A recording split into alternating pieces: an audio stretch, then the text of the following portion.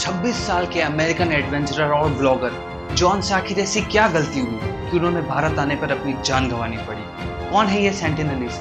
आखिर भारत सरकार ने इस आइलैंड पर इतनी पाबंदी क्यों लगा रखी है? American tourist was murdered by unidentified persons in Andaman and Nicobar's North Sentinel Island. American missionary John Chow was warned against hate. 27 years old has reportedly been killed. तो दोस्तों, मैं राहुल मिश्रा स्वागत करता हूं आपका आपके चैनल आज के मुद्दे पे और ले चलता हूं आपको सेंटिनल आइलैंड की ओर। नॉर्थ सेंटिनल आइलैंड भारतीय द्वीप समूह का एक पार्ट है जो अंडमान एंड निकोबार से 50 किलोमीटर की डिस्टेंस पे है। इसका टोटल एरिया लगभग 60 किलोमीटर स्क्वायर है, जिसमें इसकी लेंथ 7.8 किलोमीटर तो इसकी विड्थ 7 किलोमीटर के आसपास है। हरे भरे पहाड़, घने जंगल और कोरल रीफ से घिरा हुआ ये आइलैंड बहुत ही रिस्की और डेंजरस है। भले ही आइलैंड दिखने में सुंदर और मन को लुभाने वाला लगता है, पर इसे वर्ल्ड की हार्डेस्ट प्लेसेस टू विजिट और वर्ल्ड्स डेंजरस आइलैंड का भी खिताब मिल चुका है।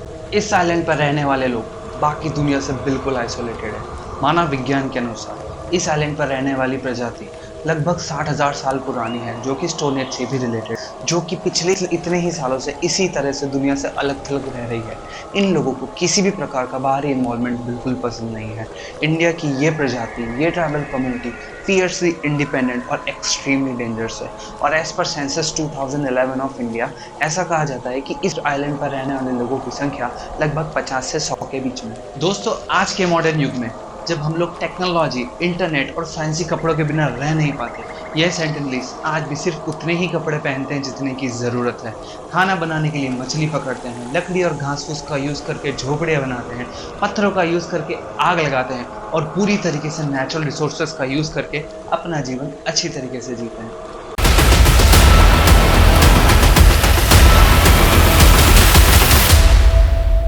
पहला रिकॉर्डेड केस हुआ था 1896 में, जब 3 कैदी समुद्र के रास्ते से भागते हुए अंडमान जेल से सेंटिनलीज आइलैंड पे यहाँ पहुंचे। वहां पर पहुंच के उन्होंने बैम्बो ट्री से राफ्ट बनाई आगे का रास्ता पार करने के लिए। उसी समय उन सेंटिनलीज लोगों ने उन तीनों को पकड़ लिया। भागने के प्रयास में 3 में से 2 की डूबने से मौत हो गई और एक सेंटिनलीज के हाथों उनके भालों से मारा गया। दोस्तों, दूसरा रिकॉर्डेड केस हुआ था 1974 में, जब नेशनल ज्योग्राफिक की टीम और उसके क्रू ने सेंटिनलीज पर डॉक्यूमेंट्री बनाने के लिए सेंटिनल आइलैंड पे कदम रखा। वो वहां गए, उन्होंने सेंटिनलीज को गिफ्ट दिए, तोहफे दिए और साथ में मछलियां भी दी। उसके बाद सेंटिनलीज को उन लोगों की विजिट बिल्कुल समझ नहीं आई और उन्होंने उसी समय तीर कमानों से उनका स्वागत कर दिया। सेंटिनलीज की इन तीरंदाजी को देखकर पूरा क्रू घबरा गया और घबरा के भागने लगा। भागते वक्त सेंटिनलीज का एक तीर टीम के डायरेक्टर की भाई पे जा लगा और वो बुरी तरह घायल हो गया। दोस्तों, 2004 की सुनामी तो आपको याद ही होगी, जिसने पूरे देश को हिला दिया था। तो उसका इफेक्ट तो सेंटिनल आइलैंड पे भी पहुंचा होगा। जब ये चेक करने इंडियन कोस्ट गार्ड का हेलीकॉप्टर सेंटिनल आइलैंड पहुंचा, तो उनकी ये विजिट सेंटिनलीज को बिल्कुल भी पसंद नहीं आई और उन्होंने इंडियन कोस्ट गार्ड के हेलीकॉप्टर पे तीर कमानों की बौछार कर।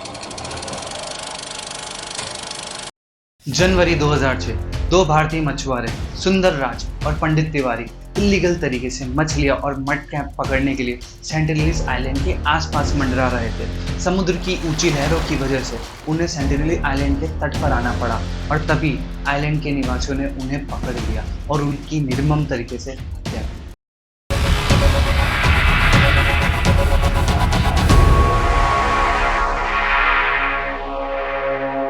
26 साल के अमेरिकन ब्लॉगर और एडवेंचरर जॉल एलन चाओ को घर से निकलते वक्त ये क्या पता था कि उनकी आखिरी जर्नी होगी। जॉल एलन चाओ एक यंग क्रिश्चियन मिशनरी थे जो लोगों को क्रिश्चियनिटी का पाठ पढ़ाते थे।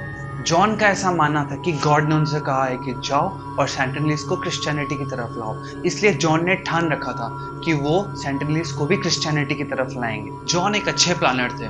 उन्होंने सेंटिनलीज आइलैंड पर जाने के लिए पहले से ही प्लान बना रखे थे। उनके प्लान 2 टाइप के थे, प्लान ए और प्लान बी। प्लान ए ऐसा था कि वो सेंटिनलीज आइलैंड पे जाएंगे और सेंटिनलीज के साथ ज़्यादा से ज़्यादा समय बिताएंगे ताकि वो उनके कल्चरल और उनके लैंग्वेज के बारे में ज़्यादा से ज़्यादा समझ सके। प्लान बी एक कॉन्टिजेंट प्लान था जो कि प्लान ए के फेल होने पे यूज़ आएगा। जॉन को मालूम था कि सेंटिनलीज बहुत ही अनफ्रेंडली और एग्रेसिव प्रवृत्ति के लोग हैं और पुराने लोगों की तरह वो उन्हें भी मार सकते हैं। इंडियन गवर्नमेंट ने पूरा आइलैंड प्रोटेक्टेड जोन में डिक्लेयर करा था और सन 1997 में all outside contacts and visit to the island was officially banned. 3 mile तक के रेडियस में जाना भी इलीगल था और कोस्ट गार्ड की भी बराबर पेट्रोलिंग होती थी, पर जॉन ने तो फिर भी वहां जाने की ठान रखी थी। आइलैंड पे जाना इलीगल था, इसलिए उन्होंने 25,000 रुपए की रिश्वत देके 7 मछुआरों को मना ही लिया और 14 नवंबर 2018 को रात के अंधेरे में निकल पड़े अपने आइलैंड की यात्रा। 15 नवंबर 2018 की सुबह जॉन मछुआरों के साथ बोट में पहुंच गए किनारे पे। वहां से उन्होंने अपनी कायाकिंग ली और कुछ सप्लाईज भी ली। वो सप्लाईज इसलिए थी कि अगर वो सेंटिनलीज के साथ रह पाए तो वो सप्लाईज का यूज करके वो आगे अपना टाइम वहां पर बिताएंगे। जैसे ही वो वहां गए उन्होंने वो सप्लाईज बीच पे गाड़ दी, तभी कुछ सेंटिनलीज ने उनको देख लिया और वो तुरंत वहां से निकल गए। सुबह का समय था। जॉन ने अपनी कायाक उठाई और चल पड़े सेंटिनल आइलैंड की ओर। इस बार उन्होंने अपने साथ कुछ मछलियां और कुछ सप्लाईज भी ली थी सेंटिनलीज को गिफ्ट करने के लिए। जैसे ही वो आइलैंड के पास पहुंचे उन्हें कुछ सेंटिनलीज ने देख लिया और उन्होंने तुरंत तीर अपने कमान पे चढ़ा दी। यह देखते ही जॉन घबरा गए और तुरंत अपनी कायाक पैडल आउट करते हुए उन तीर की रेंज से बाहर आ गए। जॉन ने दिन में फिर से एक बार सेंटिनलीज से कांटेक्ट करने की कोशिश करी। इस बार उनकी मुलाकात एक बच्चे से हुई जो उम्र में लगभग 10 साल के आसपास था। जैसे ही जॉन उस बच्चे के पास पहुंचा और जॉन ने उनसे कांटेक्ट करने की कोशिश करी, बच्चे ने तीर कमान पर लगाकर जॉन पर दे मारा। जॉन की किस्मत इस बार भी अच्छी थी क्योंकि तीर उनकी छाती पे नहीं, उनकी बाइबल पर जा लगा। बच्चे के इस वायलेंट रवैये को देख के जॉन घबरा गए और अपना पासपोर्ट वहीं कायाक में छोड़ के तैरते हुए आइलैंड से बोट की तरफ आ गए। जॉन को लिखने का बहुत शौक था, इसलिए वो हमेशा अपने पास एक डायरी रखते थे। उस डायरी में उन्होंने लिखा था, You guys might think that I am crazy, but I think it's worth to declare Jesus to these people. उनकी डायरी में इसी तरह के कई और थॉट्स भी लिखे हुए थे। इस इंसिडेंट के बाद जॉन को बार बार ऐसा लग रहा था कि शायद सेंटिनलीज उनके द्वारा दिए गए गिफ्ट से अटैच हो जाएं। उन्हें बार बार ऐसा लग रहा था कि शायद सेंटिनलीज इस बार उन्हें अपना लेंगे, पर फिर भी बार बार उस छोटे बच्चे की चीखें और उन पे मारा हुआ तीर उन्हें परेशान कर रहा था।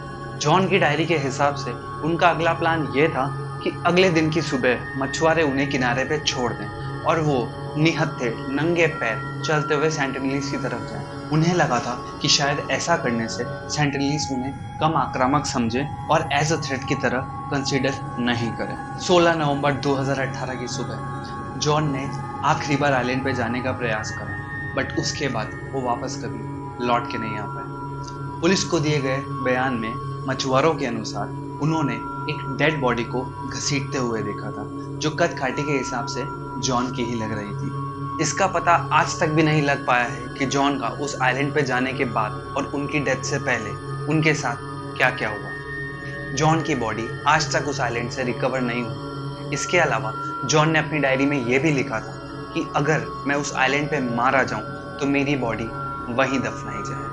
दोस्तों, ऐसा नहीं है कि आज तक सेंटिनलीज के साथ कोई कांटेक्ट नहीं बना पाया। एंथ्रोपोलॉजिकल सर्वे ऑफ इंडिया के डायरेक्टर मिस्टर त्रिलोकनाथ पंडित और उनकी टीम ने सन 1990 में सेंटिनलीज के साथ एक सक्सेसफुल कांटेक्ट बनाया, जिसमें उन्होंने सेंटिनलीज को कोकोनट्स भी गिफ्ट करे और उनके साथ थोड़ा बहुत इंटरेक्शन भी करा। उसके बाद भी गवर्नमेंट की तरफ से कई प्रयास किए गए, बट उनमें से किसी से भी कोई फ्रूटफुल और एजुकेशनल रिजल्ट सामने नहीं है।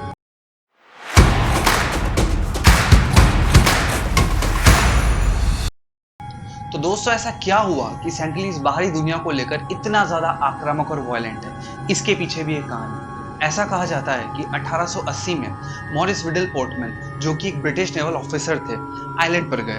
उन्होंने आइलैंड पर जाने के बाद वहां से 6 लोगों का अपहरण कर दिया। अपहरण करने के बाद वो उन्हें अपने साथ पोर्ट ब्लेयर लेकर आ गए, जहां पे उन्हें मॉडर्न और सिविलाइज बनाने की कोशिश की गई। क्योंकि ये लोग बाहरी बीमारियों को लेकर बिल्कुल भी इम्यून नहीं थे, धीरे धीरे बीमार पड़ने लगे और जिसमें से 2 वयस्कों की मौत भी हो गई।